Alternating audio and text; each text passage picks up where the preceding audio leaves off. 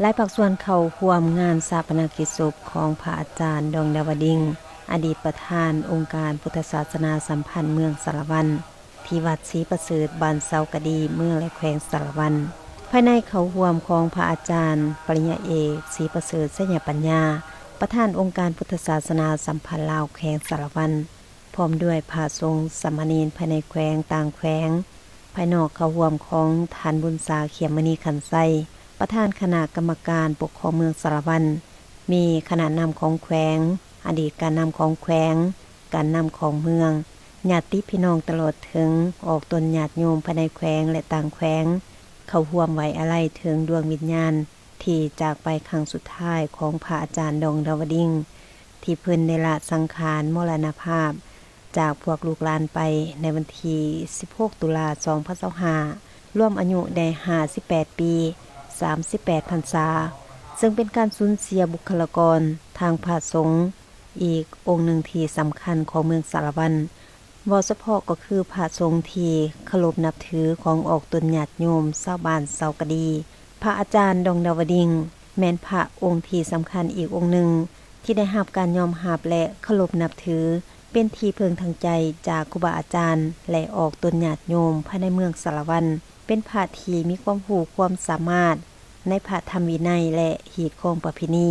มีความสัตย์ซื่อบริสุทธิ์มีการพัฒนามีความเสียสละมีความกตัญญูกตวิธีและมีความเมตตาต่อสังคมผู้เวียกงานส่งเสริมและเผยแผ่ศาสนาและสาธารณูปการผู้ขายเองก็มีความรู้สึกเนาะยินดีนิยมชมชอบนำทานที่ไม่กินนิยมชมชอบทุกๆแข้งทุกเมืองภายในบ้านเซากะดีผู้ขายเองก็ต่างหน้าให้แก่อำนาจการปกครองเฒ่าแก่นะพวกก็จะตั้งทุกๆขันภายในเมืองในแข้งที่มาร่วมงานของพระอาจารย์ใหญ่พระอาจารย์ดองดาวดิ่งนามภาษาจิตตามรณังผู้ชี้สอนความรู้ความฉลาดในแก่มหาชนทั่วไปทั่วโลกคำศึกสอนภายธรรมภายโลกภายดี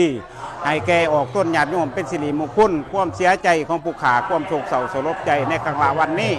เมื่อนี้เป็นชิ้นวิธีของพระอาจารย์ใหญ่ของผู้ขาที่ล่วงลับดับขันไปสู่ปรโลกเบื้องหน้าก็ขอบขอบใจทุกภาคส่วนเนาะนับแต่พื้นฐานอนุกรรมการต่างๆที่ได้แต่งตั้งเนาะรับผิดชอบหันก็ถือว่าข้าพเจ้าก็เป็นความปฏิยินดีอย่างสุขเสยที่ได้มีความเอาใจใส่เนาะในผ่านมาก็จนตลอดเส้นต้นทอดปลายคันสั้นแล้วเนาะข้าพเจ้าก็ได้มีความรับผิดชอบนี่สูงต่องานดังกล่าวนี้เนาะได้มีความรับผิดชอบนึงก็แต่งอนุกรรมการรับผิดชอบป้องกันศาสตร์ประกอบความสงบอยู่ตามจุดต่างๆที่ว่าบ่อนสำคัญเนาะต่อตามถนนหนทางหันได้เป็น6จุดหันเท่านั้นแหละไอ้น้องพวกเฮาก็ถือว่าสมานมีความเอาใจใส่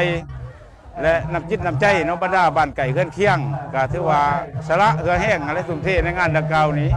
จนสำเร็จพระอาจารย์ดองดาวดิงเกิดเมื่อวันจันทร์วันที่5ตุลาปี1967เป็นบุตรของพ่อเสียงคูนและแม่ใหญ่น้อยสีคำพูเกิดในครอบครัวชาวนาที่บ้านเซากะดีเมืองและแขวงสารวันมีอ้ายน้องรวมกันทั้งหมด9คนในตอนชีวิตเยาว์วัยแต่ปี1978หาปี1984แม่ได้ศึกษาหำเฮียนอยู่สันปฐมก็คือโรงเรียนประถมเซากะดีและบ้านทาเมืองเซภายหลังเรียนจบประถมแม่ได้เข้าบรรพชาเป็นสามเณรที่วัดศรีประเสริฐบ้านเซากะดีปี1987ในขบวชเป็นพระภิกขุปี1987หาปี2013ในแต่งตั้งถือเป็นเจ้าอธิการวัดศรีประเสริฐบ้านเซากะดีปี2013หา2018ในถือแต่งตั้งเป็นเจ้าอธิการ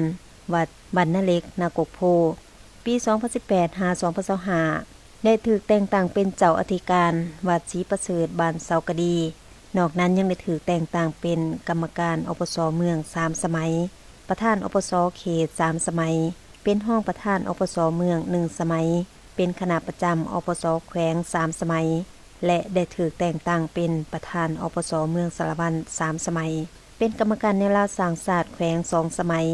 นอกนั้นพระอาจารย์ยังได้รับการย่องย่อสรรเสริญต่อผลงานคุณงามความดีด้วยใบย่องย่อเหรียญใส่แห่งงานเหรียญทีละนึกและใบเกียรติคุณอื่นๆ แต่ก่อนเพิ่นก็เคยอยู่วัดนาเล็กเฮาก็หลายปีเพิ่นก็เคยพาเฮาสร้างศาพัฒนาวัดว่าห้ามเฮานะให้จดให้งาม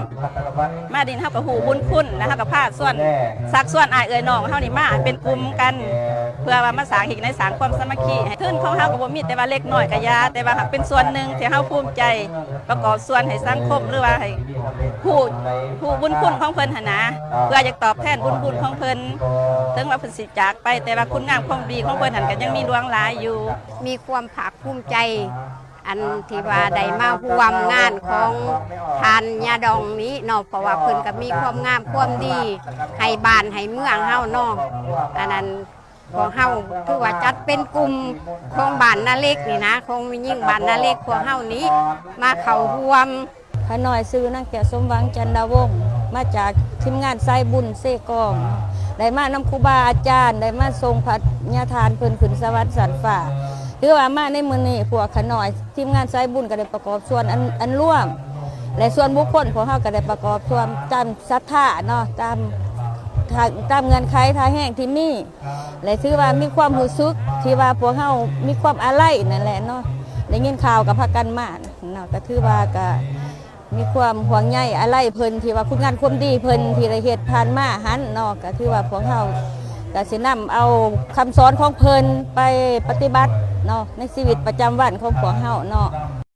งานชาปนกิจศพของพระอาจารย์ดองดาวดิงแม่นได้จัดขึ้นในอาทิตย์ผ่านมานี้ที่วัดศรีประเสริฐบ้านเซากะดีเมืองเหลวแขงสารวันในตอนเช้าได้มีพิธีตักบาตรถวายสังฆทานกาเกียมวัตถุสิ่งของต่างๆหาบมุทนาทานถวายปฏิหารเพลแด่พระสงฆ์สามเณรและบวชพ่อขาวแม่ขาวในตอนบ่ายก็ได้มีพิธีทางศาสนาไหว้พระหาบศีล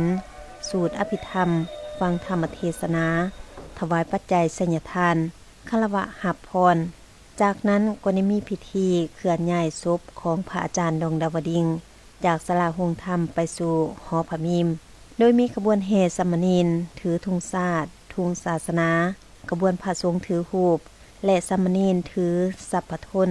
อุ้มขันหมักเบงขบวนพระสงฆ์ถือเครื่องบริขารถือผ้าไตรเกียรติคุณพระมหาเถระขบวนการนำและมวลชนจากนั้นก็ได้เข้าสู่พิธีทางการด้วยการอ่านชีวประวัติย่อของพระอาจารย์ดองดาวดิงมอบเงินสมาคมกินทานจากอปส.แขวงอปส.เมืองจากนั้นก็ได้มีพิธีทางศาสนาตามขีดของประเพณีวางเพลิงเย็นและในตอนค่ำคืนของวันเดียวกันก็ได้มีพิธีวางเพลิงฮ้อนโดยมีพระสงฆ์สามเณรพร้อมด้วยออกตนญาติโยมเข้าร่วมอย่างหลวงหลาย